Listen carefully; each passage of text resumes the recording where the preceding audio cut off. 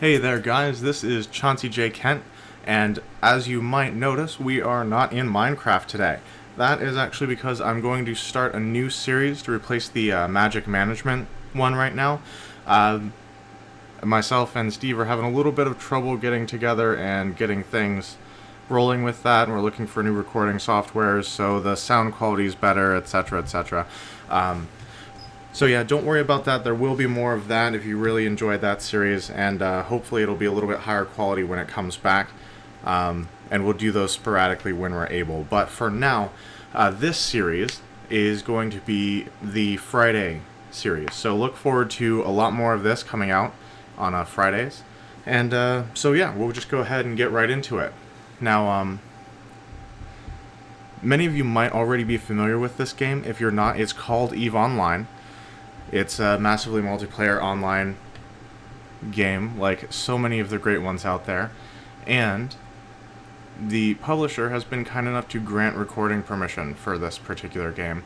And it's one that I really love and I really wanted to get back into. So everything just seems to kind of work out, and I decided to go ahead and do a series on it because I definitely enjoy it.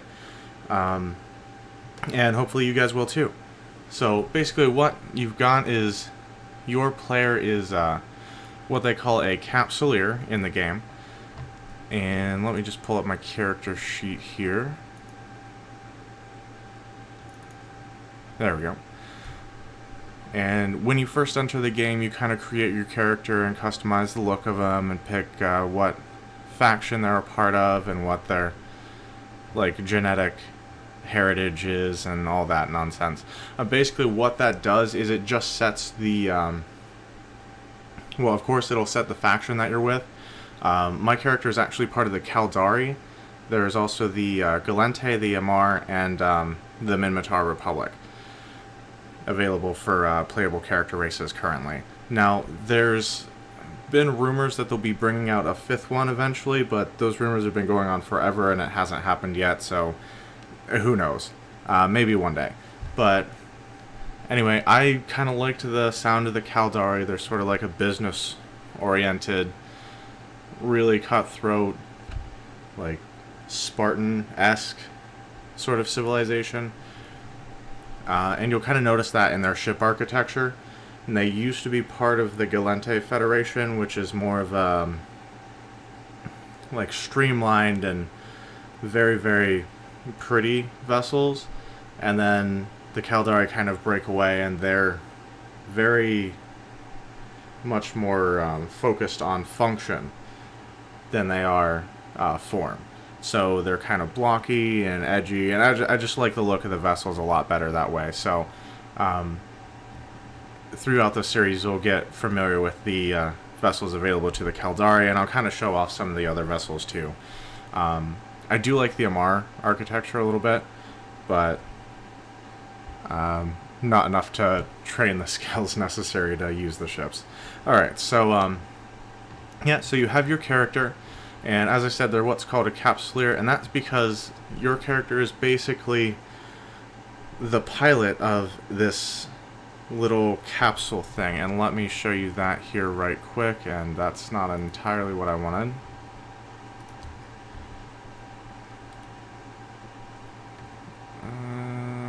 Leave ship. And that'll load up here, and there you go. This is the capsule, or pod, as many of the players call it. And this is absolutely the very basic ship in the game. And of course you start out with something a little bit better than this, but not by much. This really just is, it's kind of like an escape pod that is can be well, all the ships in the game are designed to work with the architecture of these pods. So the story goes, this pod just kind of docks with any kind of ship, and that kind of customizes your role in the game. You can get different ships for different tasks, etc., etc. Now the whole idea with this game is that it's very, very micromanagement-y, and I'm actually a big fan of that, and I know a lot of other people aren't necessarily, but I just like the ability to really customize and really kind of dig into the mechanics and make things exactly the way you want them and do the things that you want to do without a whole lot of outside interference. So, like, if you just want to go out and make your living as a humble miner, you can do that. And, excuse me. And honestly, that's kind of what I do, is I'll go out and mine a lot of resources, come back, process it, and then I'll transport it around to wherever the prices are best for it at the time. And you know what? Makes me a fair amount of money, which I can then spend on other things that are maybe a little bit more fun to do, but are also kind of expensive. Like doing combat missions and stuff like that. Alright, so anyway, that's kind of the premise of the game. Now, one of the unique features for advancement in this particular game that's not present in a whole lot of others is that your character actually trains in real time. So this is the training queue here, and right now you can see I'm training a skill. It's going to take another 7 days, 22 hours, and 40 minutes to finish out.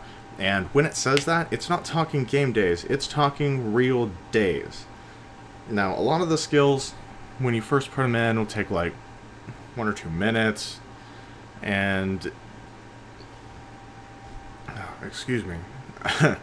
And it's really not a big deal, just because, you know, a couple minutes get you the basic level skills, and then you can kind of do some stuff, but you're not epic at it. And of course, the further you go into a particular specialty, the more time you have to invest into particular skills to really focus in on that particular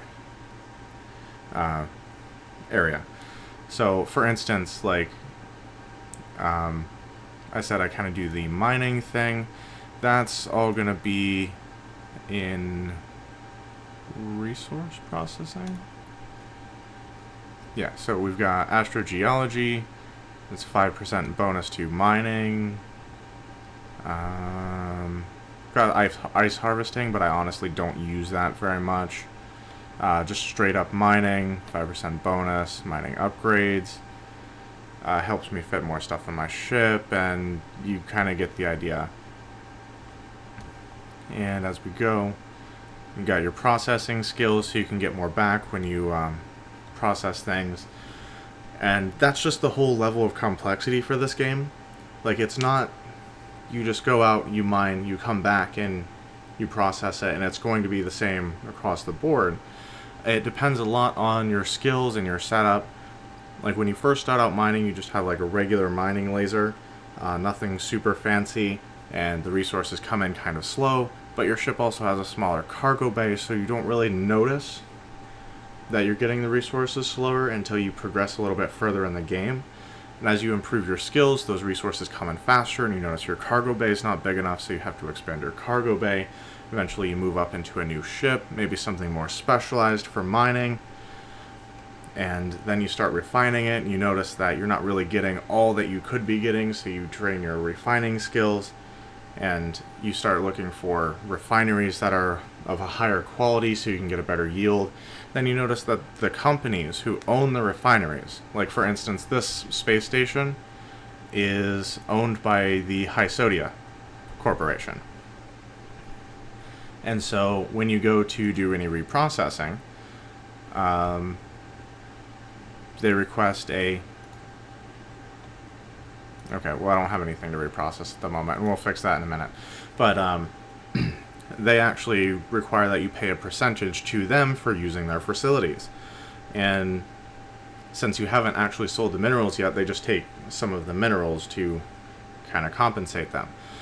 So that's where the whole idea of missioning comes in, is these corporations will offer missions for people to do, and you'll kind of go out and do these missions, and you know, they'll show their gratitude by kind of giving you a discount on how much it costs to use their refining facilities. And as your relationship with this particular corporation improves, you can use their refining facilities for less of the minerals that you get back from stuff. And of course, once you have all the minerals processed, you then have to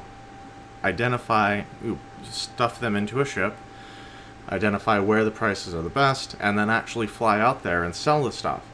And of course, the more that you can carry at one time, the more likely you are to make a really good profit off of that stuff. So there's this whole big arc of, like, if you're just doing everything by yourself, you're not really part of a corporation. There's a lot of stuff that you kind of have to train and have to learn how to do and fit different ships for. And I can kind of show you that here. For instance, this is my ship hangar right now. I've got the pod, which usually doesn't show up in here because it'll be installed in another vessel. And that's honestly not a big deal. Everyone just knows that they've got the pod. Now, if you... just a little sidebar. If you do ever get killed while you're in a ship, it destroys the ship and it leaves the escape pod behind. There is the potential that someone will destroy the pod as well. And if that happens, you actually have a clone. And of course the medical facilities aren't here, but you kind of saw on my character profile. Right here, clone grade, and the higher the grade, the more skill points you keep when you die. It's good to just keep this up to date so that if you do get potted, you don't actually lose any skill points, because they take a long time to generate. But anyway, that's like a whole nother thing, and we'll come back to that later. But right now, let's hop into my mining vessel. And you can see, obviously, this particular ship is considerably bigger than the pod. The ones you start off with aren't going to be necessarily a lot bigger than the pod itself, but they're going to be a little bit bigger, and that kind of helps. It just allows you to fit some extra modules and everything for that. Now, speaking of fittings and modules and such, let's pull up this. No, this is the fittings window, and you can have... These are rig slots, and they're more of an advanced kind of thing, and we'll kind of talk about that later. But here you have high slots, and they can go all the way over to the side. You've got mid slots, that can go all the way around. You've got low slots. Now, this particular ship doesn't have a lot because of balancing issues, and it would just be insane if you could fit more stuff on here. But for instance, it's a mining ship, so it doesn't have any weapon hardpoints. So you use the high slots for mining lasers. And in this case, they're strip miners, or what they are called. And I've got the Tech 2 versions, which are a little bit better than the Tech 1 stuff, and they're fitted with crystals to mine particular ores with. And what that does is basically just makes the process go a little bit faster. And the faster you can mine, the faster you go back and forth and drop off resources, the more you can get in a short period of time. Now, the reason you want to be fast when you're doing stuff like this, and this is going to go for mining or trading or combat or anything, is the entire Eve universe is open to PvP. At any time, another player can, and occasionally will, attack your player. Now, this happens more frequently in the low security zones, where you have basically there's just not any security to protect the players except for the player themselves. But when you're in high security zones, if one player attacks another and doesn't have permission to do so, then the AI security vessels will come in as quickly as they can, depending on what amount of security is present in the system, and they'll basically destroy the attacking ship. A lot of times that won't deter people, though. They'll just kind of suicide kill people for fun, or potentially if like it's a big transport ship with lots of valuable resources, and of course you can find that out by using a cargo scanner. They might potentially do a suicide kill and then come back with another ship, or have a buddy come back and kind of scoop up all of the resources from destroying that vessel. But yeah, so basically you have to be careful anytime you leave the station and you're out doing stuff. Especially when you're in low security space. But as you go on, you kind of get used to dealing with all that. And I'll show you a couple of tips and tricks and stuff to help avoid unfortunate events. Alright, so anyway, without further ado, we're going to go ahead and hop out into space here, and I'm just going to do some mining and keep talking about the game a little bit. Hit the undock button here. And for the time being, I'm just going to use the asteroid fields that are in local space. I prefer to scan down resource sites, and it's the exploration mechanic. Basically, you can scan the local area with probes and find things that might not show up on the map just by themselves, and they'll have more valuable ores there, potentially. And of course, since they're off the beaten path, there's not as many people in there to potentially harm you as well, and thus it's a little bit safer to mine there. And so I actually prefer to come out in an exploration ship, track one of those systems down, save the location, and then go mine there. But it takes a little while, and it's something that we can talk about a little bit later. So, asteroid belts, let's see. Now, we're at Osmond 4, so we want to go to one of the planets that's closer. Osmond 5 is probably about as close as we can get. And so maybe asteroid belt 2. Now, one of the good things that you can do is actually save locations, and that's the people places thing here. So I'm actually just going to jump straight to the save location, which is actually right on top of an asteroid. And what that does is basically, instead of warping into the asteroid field and having to go really slow on impulse to get closer to the asteroids, I can basically jump in on top of the resources and start mining right away. So it's a little more convenient. Now, back to the fittings things though. The mid slots, I have a survey scanner, which just tells me what resources are in the area. It's not strictly speaking necessary, especially once you kind of get used to identifying ores by their look and whatnot. But I find that it's helpful, so I like to use it anyway. Alright, and there are actually a few people out here mining already. Good times. Now, this is an AI enemy, a Garista Saboteur, if you want to say it all fancy and such. And, you know, they'll just kind of sit there and harass people mining in the area. So what we're going to do is go ahead and do a bit of scanning here and see what all's out there. And if he gets a little closer, which it looks like he's doing, come on. There's a certain range at which I can actually lock him as a target. There we go.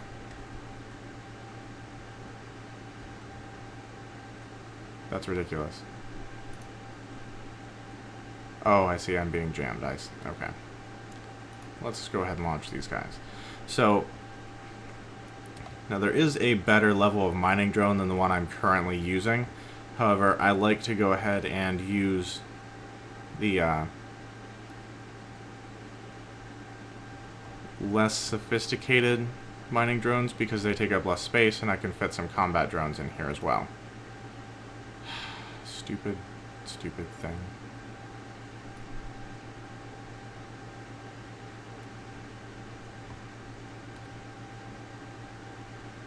Come on.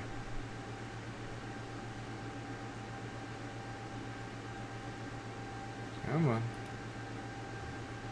I hate it when they jam me. Now, if I had launched the combat drones a little bit sooner, they'd probably be attacking him now.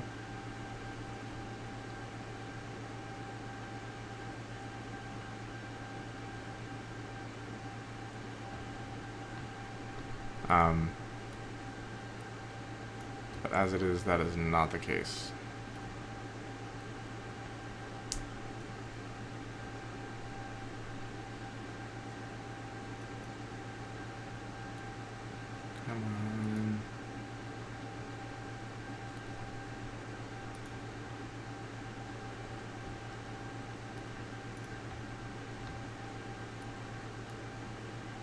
And now we get to watch the magic.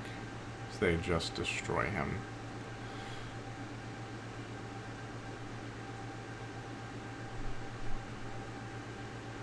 Huzzah.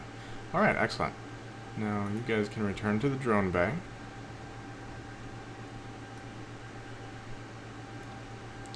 And we'll go ahead and launch our mining drones. Alright, now let's see if there's... okay. So, never mind. We're going to pull those guys back in. Basically, I'm looking for pyrexeries. It's the most valuable mineral you can find in this level of high security systems. And there's just none out here. We've got Plago class, Veldspar, Scordite, and that's about it. So we're actually going to go to one of the other asteroid belts and see what they have to offer there.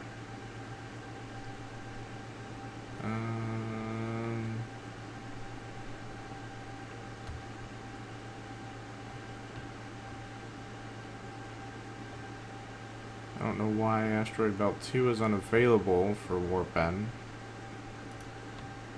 but whatever.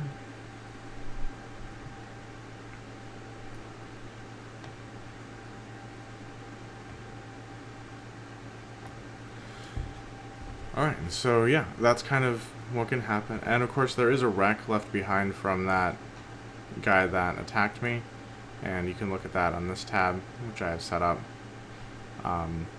And it does have some cargo. I usually just leave that stuff behind and let other people grab it if they want it. It can be profitable, but I'm really not trained up to do it, and this is definitely not the ship for doing that.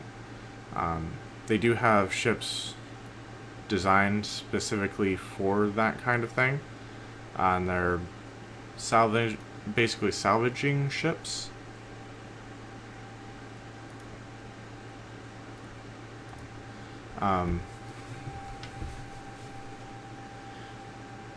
And the term for that sort of profession is actually called ratting.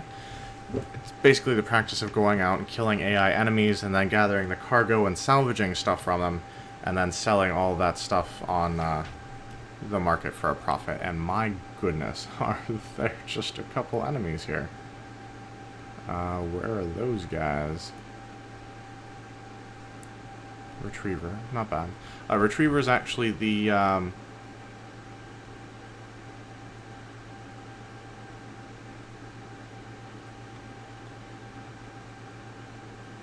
it's the Tech 1 version before the ship that I'm in. So I'm actually in a Hulk, which is a Tech 2 exhumer, and exhumers is the term for the Tech 2 mining barges, and then Tech 1 are just called mining barges. So that's like the level 2 mining barge, and this is like the level 3 exhumer, if that makes sense, which hopefully it does. Alright, so we're going to save that location. We're going to call it Plago class, because we can. We'll go to people places. We'll delete Pyrex 2, since apparently there is none there. And eventually I'm going to go through and make official places for everything, but... Alright, so let's start locking some targets here.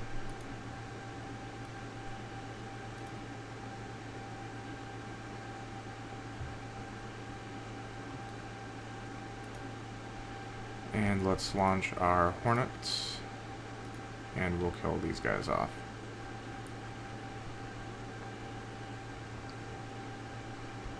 Look at that. Isn't that spectacular? Alright, you guys can return to the drone bay now. Yeah, I recently upgraded these from the Hornet 1s to the Hornet 2s, and they are fantastic. So glad I did that. And so yeah, as you can see, this is taking a while, which is what I was talking about earlier with basically not wanting to limp from the outskirts closer to stuff. It just takes a long time, so it's better to save the location and warp in right on top of everything. That way you're not wasting time going from just the normal warp-in point to where the resources actually are. Because the mining lasers I have... wow, excuse me. With the mining lasers I have right now, I can actually go 15 kilometers out, but still it's out of reach when you first warp in. Whereas if you warp in on top of stuff, you just have a bunch of resources right there, readily available, pretty much right away. So it really just speeds up the process of warping in, gathering stuff, warping out, dropping stuff off, coming back, and repeating the process. Now, in order to stop, you want to press the control and the space bar at the same time, and that just brings you to a halt slowly, and you kind of drift. I'm assuming there's some sort of like arresting thrusters somewhere on the ships, but there's no animations for that, so who knows? Because in reality, stuff would just keep going until something made it stop. Well, we're not going to worry about reality too much right now. It's a video game. That's ridiculous. Good. We do have Pyrex here, so...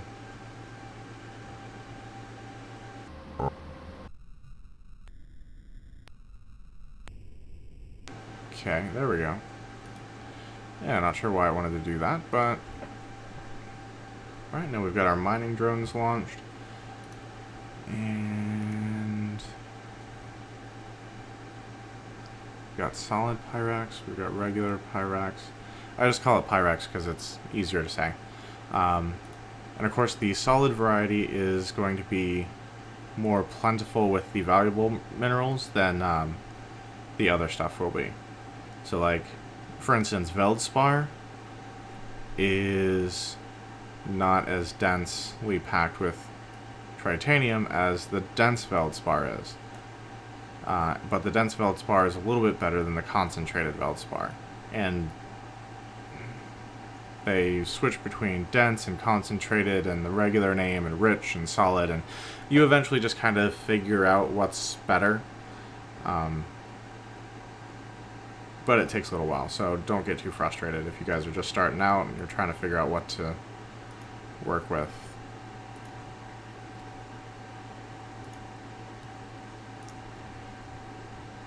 Alright, so now this first one we targeted is the closest, and with mining drones, to make them work efficiently, you want to have them traveling the shortest distance possible.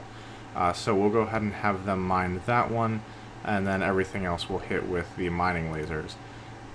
And now, of course, if you were doing a what's called jet canning, which is essentially you launch a little cargo container out into space, and it's not particularly solid, and it's not particularly secure, but it'll hold a lot of ore. You can kind of take ore from your cargo hold, or in this case your ore hold, and dump it into the cargo container, so that instead of fitting 8,500 cubic meters of ore before you have to go back, you can actually fit like 20, I think it's 20,000 cubic meters. I'm not 100% on that, don't hold me to that. But basically it just helps you expand your cargo hold. And what you'll do in that case is you'll keep mining and you'll fill that up, and then you'll fill your ship all the way up. You warp back to the station, and you come back with a cargo vessel, which you then pick up the full contents of that can with. And then take that back to the station.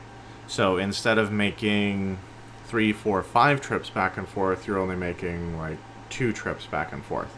So it saves on travel time. Now the reason I don't like to do that is just because it is not nearly as secure as just holding the ore in your bay. Because anyone can come along and just grab ore out of that container, because it's just an open container floating in space. And a lot of people will go in, grab a little bit of ore, and actually try and bait you to attack them. Because if they do steal from you, you get the rights to attack them. However, if you use those rights to attack them, they have the rights to attack you back as like a way to defend themselves. And once you've initiated combat with them, that's usually when their guild members and friends will come in and just annihilate you with their bigger and nastier ships. So that is something you want to watch out for. Someone steals a salvage wreck that you have rights to, or steals ore out of your container, just let it go. It's honestly not worth getting into a fight over.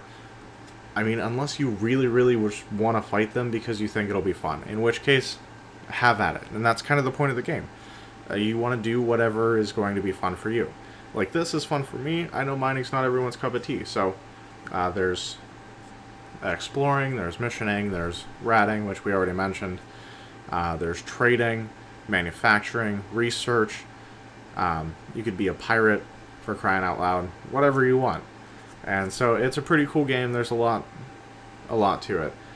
And it's definitely worth checking out. So basically, I'm going to go ahead and cut out here for a few minutes while my ship kind of fills its bay. And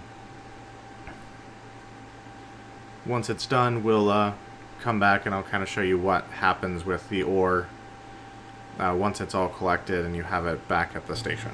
Alright guys, and we're back. And basically we've got the hold as full as we can possibly get it with ore. And I went ahead and pulled the drones back into the bay, which I'll have to show you how to do again here shortly.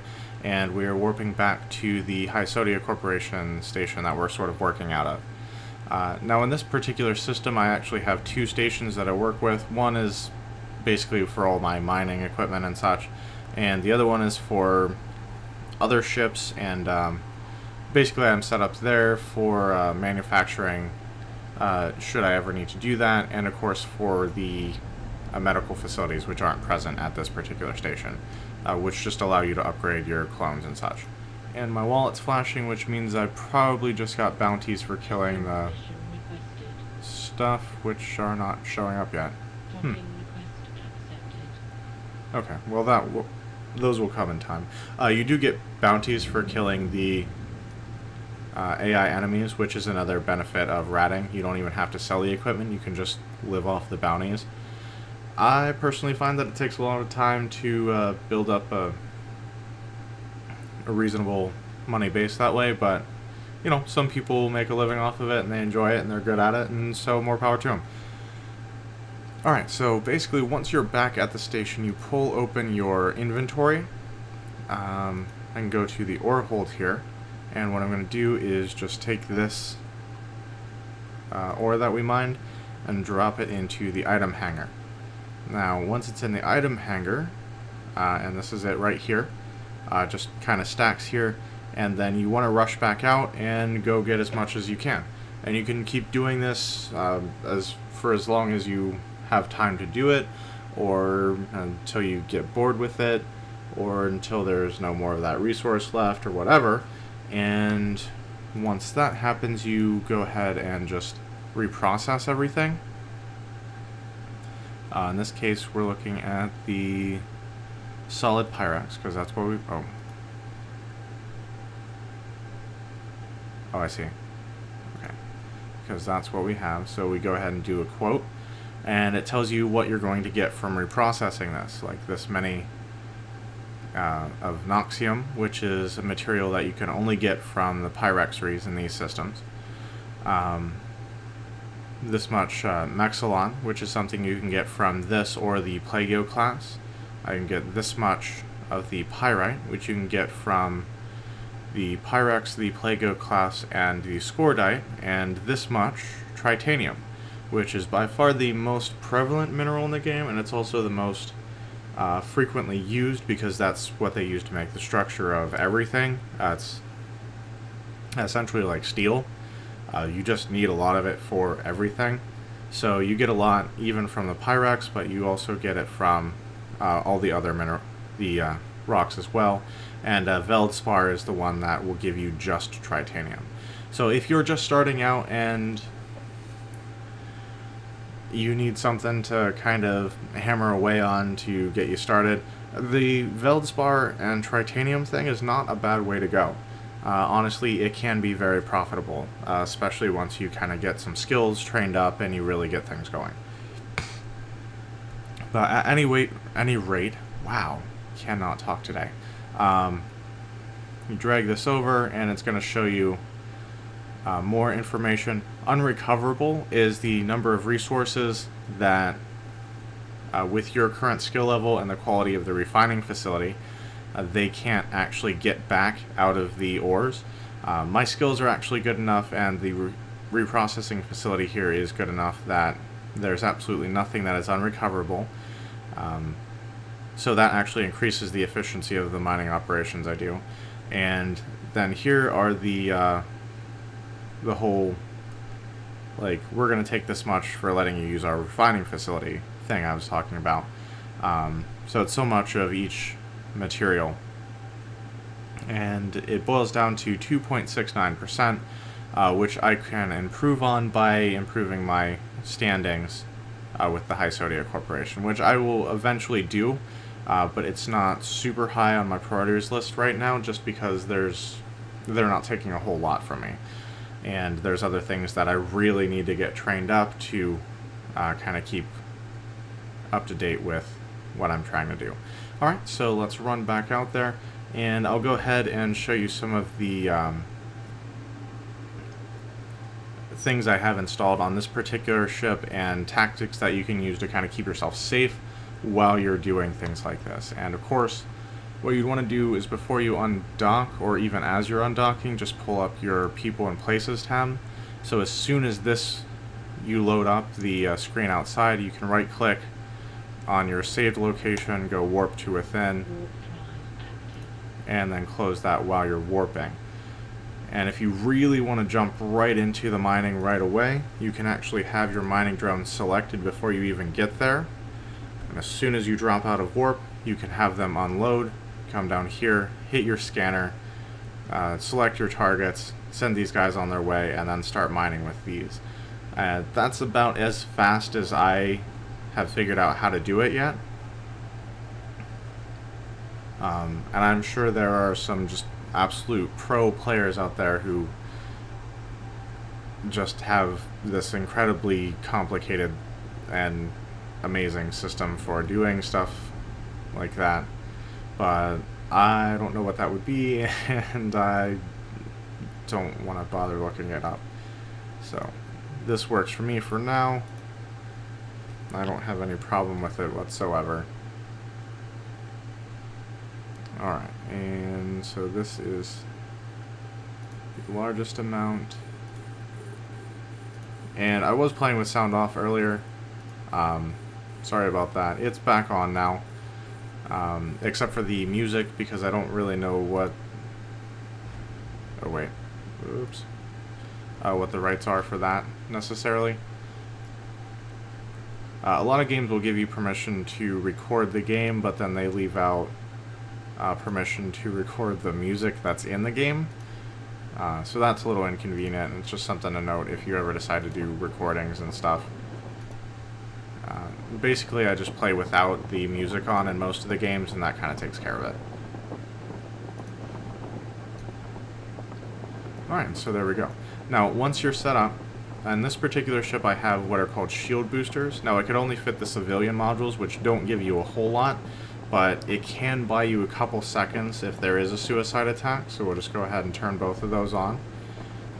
And basically, every couple seconds it just adds a little bit of extra shielding.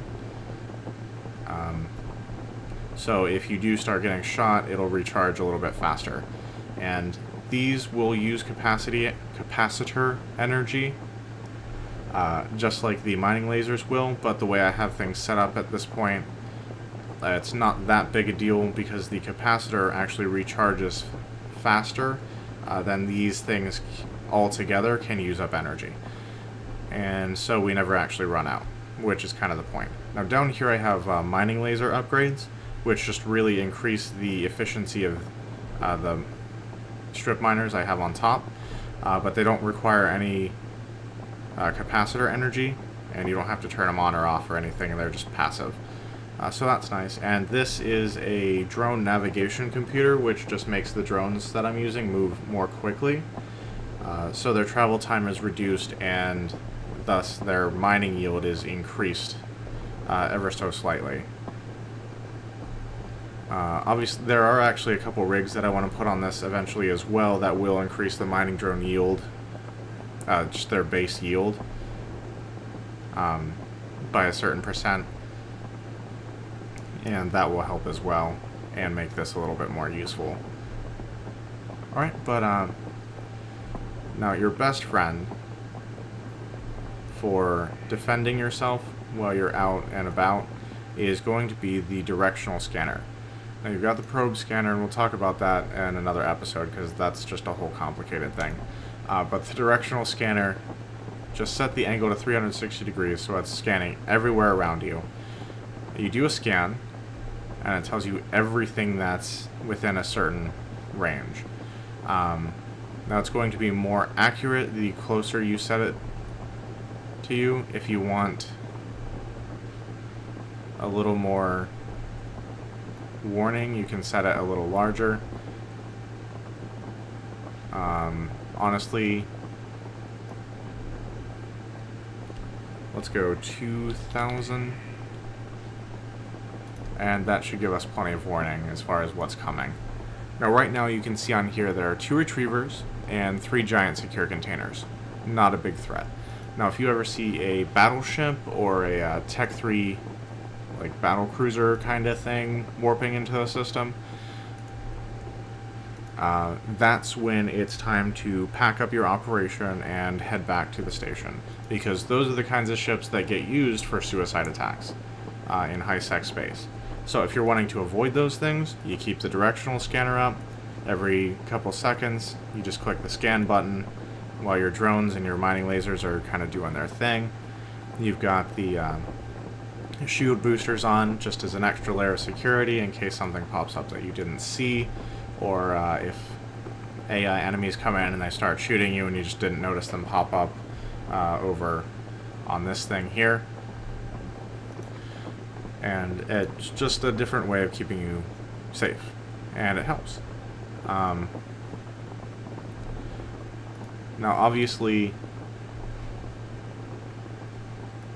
the directional scanner is also infinitely useful when you're in low security space, really even more so than in high security space. So the idea of just sitting here and clicking the scan button is something you should really get used to if you're ever doing any kind of task that has you just sitting in one place for a long time. That could be salvaging, it could be mining. I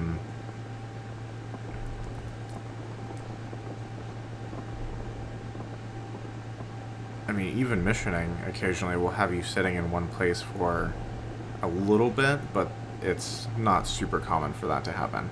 So really, like, salvaging and mining are going to be your key things that you'd want to know this for.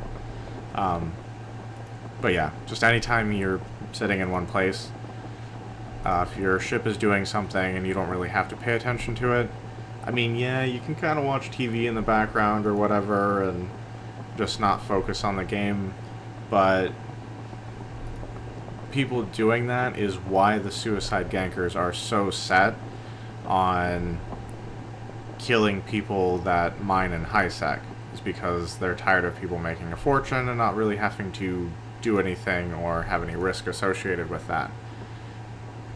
And so they're making it riskier. And you know, you can kind of see their point. There's a lot of people that will program bots to just kind of go out and mine for them.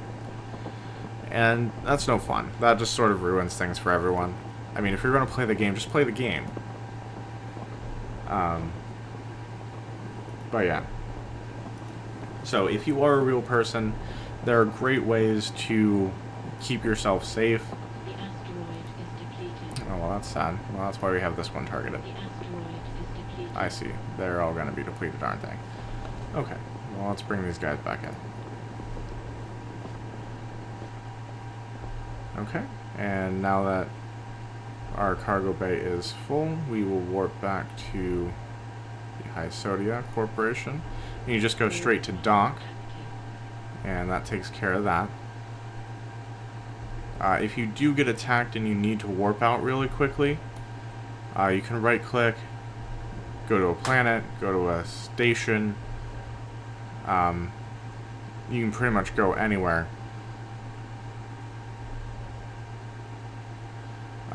Honestly, you want to go someplace that you can get to really fast, though.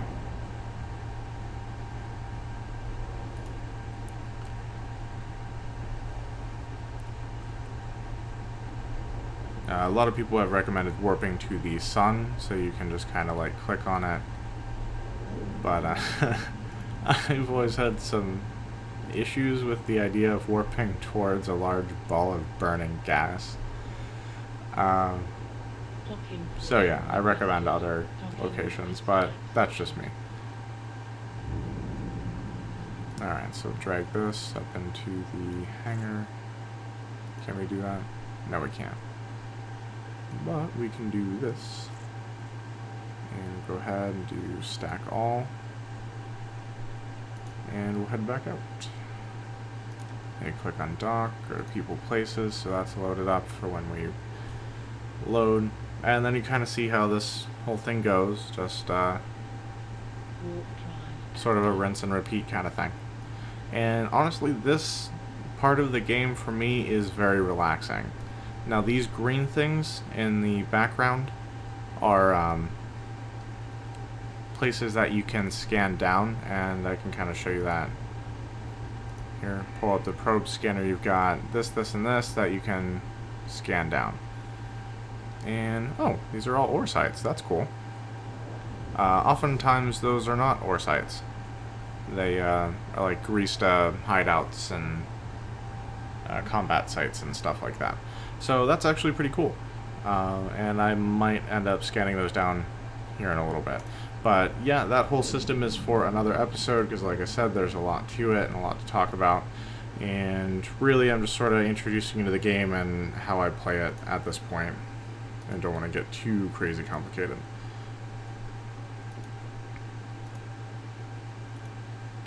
So turn everything back on here.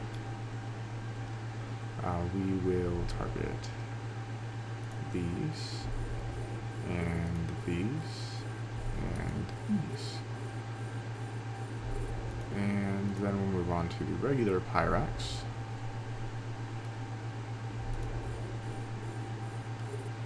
And remember how I said 15 kilometers was the limit, so if you ever see something that's like 21 kilometers, you might not be able to get to it without super fancy equipment, or without flying over to it, which is also very possible and very doable, and something that is perfectly within reason to do. I just kind of like to mine out a particular area all at once, so I just warp in and out, back and forth, and get what I can get until it's basically mined out, and at that point I'll move on to the next area over and start working there. Alright, so yeah, this is kind of just a repeat of what you've already seen, so I'll go ahead and cut out here, and what I'll do is I'll actually come back if anything interesting happens, or once I'm essentially done mining for the day and it's time to go ahead and reprocess everything, and I can show you that whole process. Alright, so I shall talk to you in just a bit, guys. Alright, guys, and we are back, and now we're going to talk a little bit about refining. Now, you'll see here I've got a decent amount of the solid Pyrax, 73,000 or so, and just a little bit of the regular Pyrax, just about 12,000. Which is alright. If I put a lot more time into actually mining this stuff, and I will later, of course, but I could get a lot more, obviously, but for right now I think that's good. So we'll go ahead and select the Pyrexeries, and of course the solid Pyrexeries. Now go ahead and give us a quote, and as we talked about, no unrecoverable, they're going to take a certain amount, and then this is what we get. So we'll go ahead and do the reprocessing this time, And you'll notice that just immediately those materials are put into our hangar bay. Now, what you can do with those, and you'll notice here that we have considerably more of some of these than it was saying that we were going to get back, and that's because I'm actually saving these up for later trade. And for right now, I'm keeping the titanium in my cargo ship. And so what we're going to do is go ahead and actually put the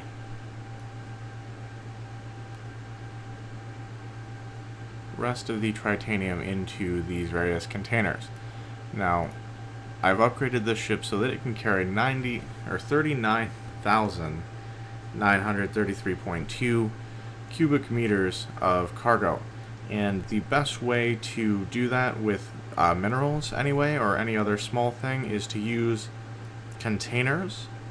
In particular, the small containers take up, I'll show you this, it's a little bit of a weird trick. The volume of this container is 100 cubic meters. So you can fit it into your cargo hold, and having this container in there will take up 100 cubic meters of your storage space. Now, its capacity is 120 cubic meters. Now, I'm not sure what sort of Time Lordian science they are using to do that, but you know what, I'll go ahead and take advantage of it while I can. So basically, you use these and you get an extra 20 cubic meters of storage space for every one that you can fit into your cargo hold. Now, these other ones are giant secure containers, and they have some security features. You can anchor them out in space, so you have like a little base set up somewhere that's secret and no one knows about, etc., etc.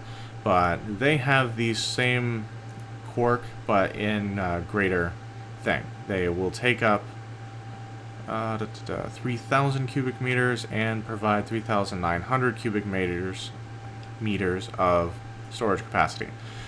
So yeah, you can kind of see the advantages there.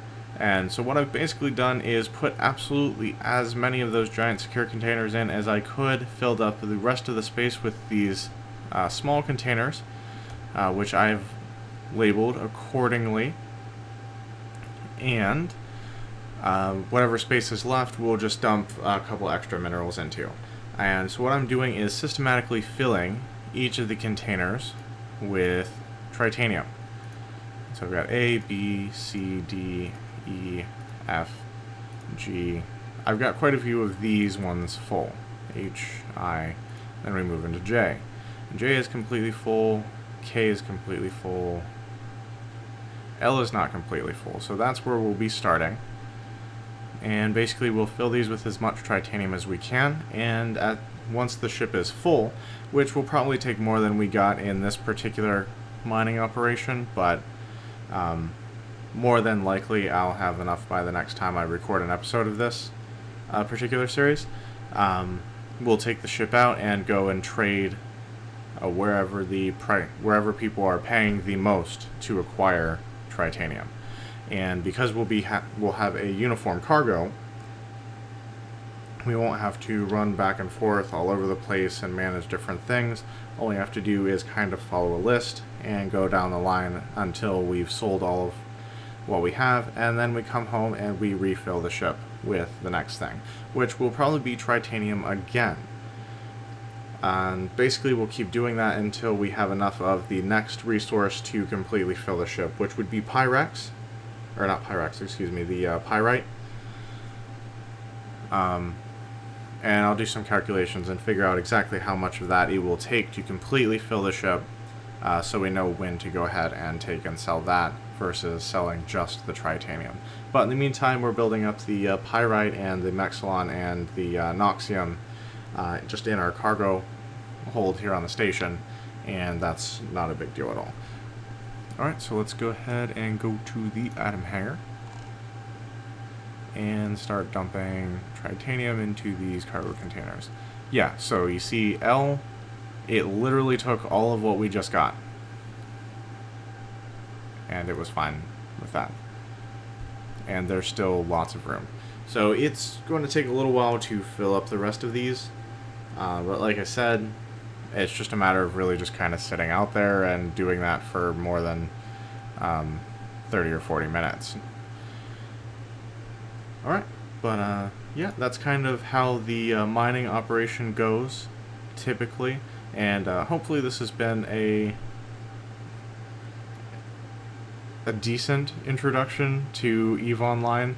Hopefully not too confusing. Of course, we will be reviewing things as we go and taking smaller bites on particular subjects just to kind of iron out little details, because there is a lot to this game and a lot to know and a lot to learn, and I look forward to taking that journey with you guys, because there's just 1,000 things about this game that even I don't know.